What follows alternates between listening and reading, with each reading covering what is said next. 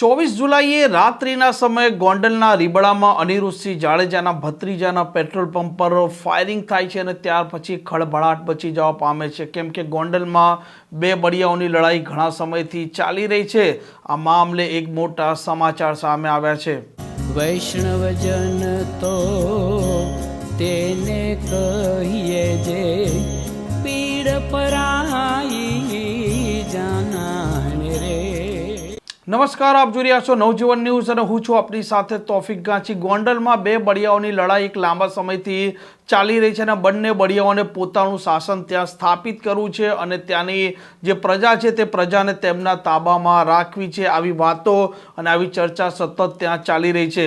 આ બંને બળિયાઓ છે તેઓને રાજકીય રીતે પણ તાકાતવર બનવું છે અને ત્યાં પોતાનો દબદબો છે તે કાયમ કરવો છે।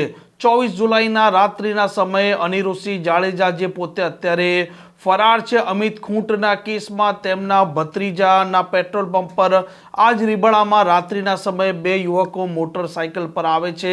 આ બંને યુવકોએ તેમના મોઢા પર છે તે રૂમાલ બાંધેલો હતો અને ત્યાર પછી તેમના પાસે જે પિસ્તોલ જેવું હથિયાર હતું તેનાથી આ પેટ્રોલ પંપ પર ફાયરિંગ કરે છે। આ કર્મચારી અંદર સૂઈ રહ્યો હતો, તે બહાર એકાએક આવે છે, ત્યાં સુધી આ બંને મોટરસાઇકલ પર આવેલા અજાણ્યા યુવકો ત્યાંથી ફરાર થઈ જાય છે।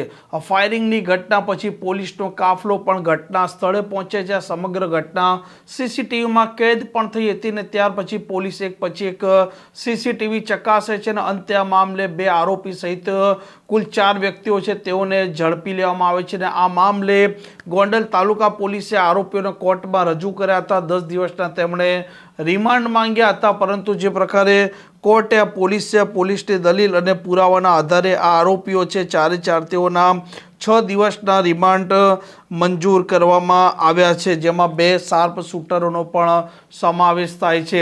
જેમાં મુખ્ય આરોપી છે હરદીપસિંહ જાડેજા, જેણે પોતે સોશિયલ મીડિયા થકી આ જે ઘટના બની હતી તેને લઈને પ્રતિક્રિયા પણ આપી હતી। જોકે આ મુખ્ય આરોપી હજી સુધી પોલીસ પકડથી દૂર છે। ગોંડલમાં એક લાંબા સમયથી જયરાજસિંહ જાડેજા અને અનિરુદ્ધસિંહ જાડેજા બંને જૂથો છે, આ બંને બળિયાઓની લાંબા સમયથી લડાઈ ચાલી રહી છે અને ક્યાંક ને ક્યાંક ત્યાંના સ્થાનિકોનો આરોપ છે કે આ બંને બળિયાઓની લડાઈમાં ત્યાંની સ્થાનિકો અને ત્યાંની પ્રજા પીસાઈ રહી છે અને અનેક મુદ્દે તેઓને વેઠવું પણ પડે છે। આમ ગોંડલના રીબડામાં જે પ્રકારે આ શાર્પ શૂટરોએ ફાયરિંગ કર્યું હતું, આ ચારે ચાર આરોપીઓને કોર્ટમાં રજૂ કરી કોર્ટે તેમને 6 દિવસના રિમાન્ડ પણ આપ્યા છે।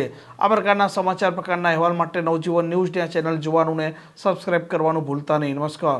વૈષ્ણવજન તો તેને કહીએ જે પીડ પર